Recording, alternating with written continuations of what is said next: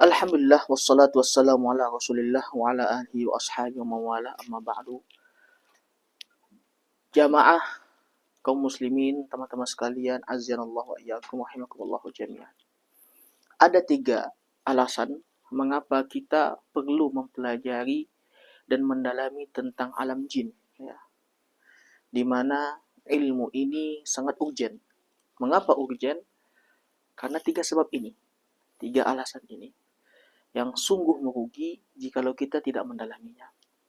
Alasan yang pertama adalah karena Allah Subhanahu wa taala di dalam Al-Qur'an menyebut banyak sekali tentang jin dan hal-hal yang berkaitan dengan mereka.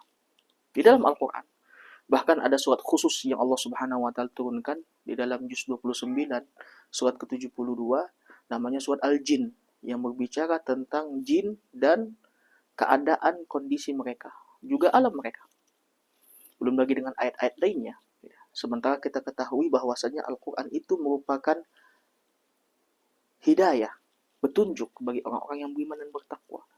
Sehingga otomatis pembicaraan dan pembahasan tentang alam jin di dalam Al-Quran, dalam wahyu yang Allah turunkan kepada kita, merupakan sesuatu yang penting untuk kita pelajari. Karena merupakan bimbingan dari Allah Subhanahu wa ta'ala. Ya, ini yang pertama. Yang kedua adalah karena Allah Subhanahu wa ta'ala menyamakan kedudukan manusia dengan bangsa jin dari segi atau dalam hal fungsinya sebagai hamba yang beribadah kepada Allah Subhanahu wa taala. Dalam surat Az-Zariyat Subhanahu wa taala berfirman, "Wa ma khalaqatul jinna wal insa illa liya'budun."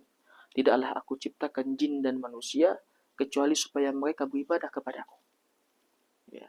Artinya dalam hal pengibadahan, dalam hal ibadah, dalam hal penyembahan kepada Allah, jin dan manusia Allah Subhanahu wa taala samakan kedudukannya. Bahkan tujuan sendiri adalah beribadah kepada Allah sebagaimana halnya manusia. Dalam surat Al-An'am Allah Subhanahu wa taala berfirman, "Ya ma'syaral jinni wal ins, alam ya'tikum rusulun minkum yaqussuna 'alaikum ayati wa yunzirunakum liqa'a yaumikum hadza. Qalu syahidna 'ala anfusina." Ketika Allah Subhanahu wa taala berfirman di hari kiamat nanti, "Wahai seantero segenap bangsa jin dan manusia, bukankah telah datang kepada kalian rasul-rasul dari jenis kalian sendiri yang telah mengkisahkan, yang telah menjelaskan kepada kalian ayat-ayatku dan memberikan peringatan kepada kalian tentang pertemuan kalian hari ini, yaitu hari kiamat." Maka mereka, yaitu bangsa jin dan manusia, berkata, "Syahidna 'ala anfusina." Ya, kami bersaksi atas diri kami, benar ya Allah. Artinya, manusia dan jin di akhirat kelak posisinya sama. Sama-sama diminta pertanggungjawaban tentang wahyu yang Allah turunkan, tentang Al-Quranul Karim, tentang para nabi dan para rasul yang telah Allah utus ke muka bumi ini. Maka membahas tentang mereka menjadi penting.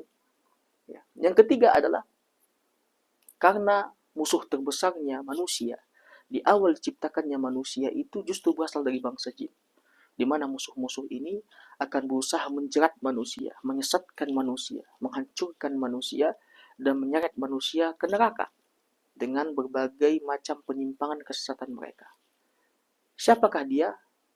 Dia tidak lain dan tidak bukan adalah iblis la'natullah alaih.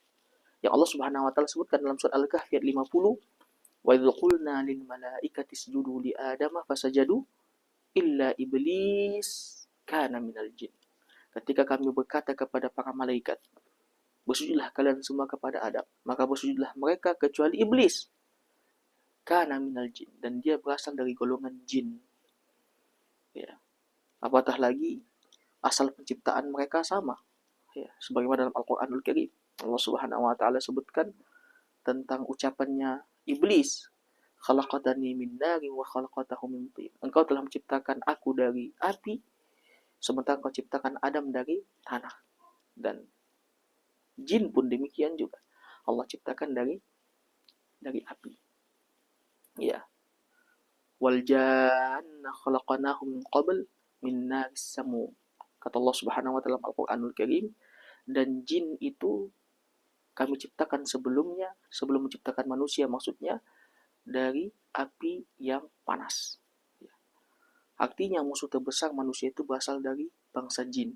Dalam hal ini adalah iblis dan anak keturunannya dan pasukan-pasukannya.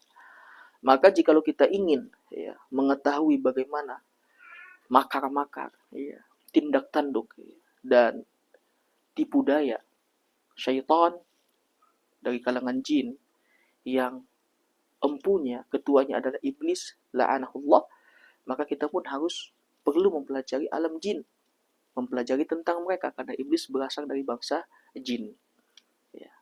Inilah 3 alasan mengapa kita perlu sangat ditekankan, bahkan diwajibkan untuk mempelajari tentang alam jin.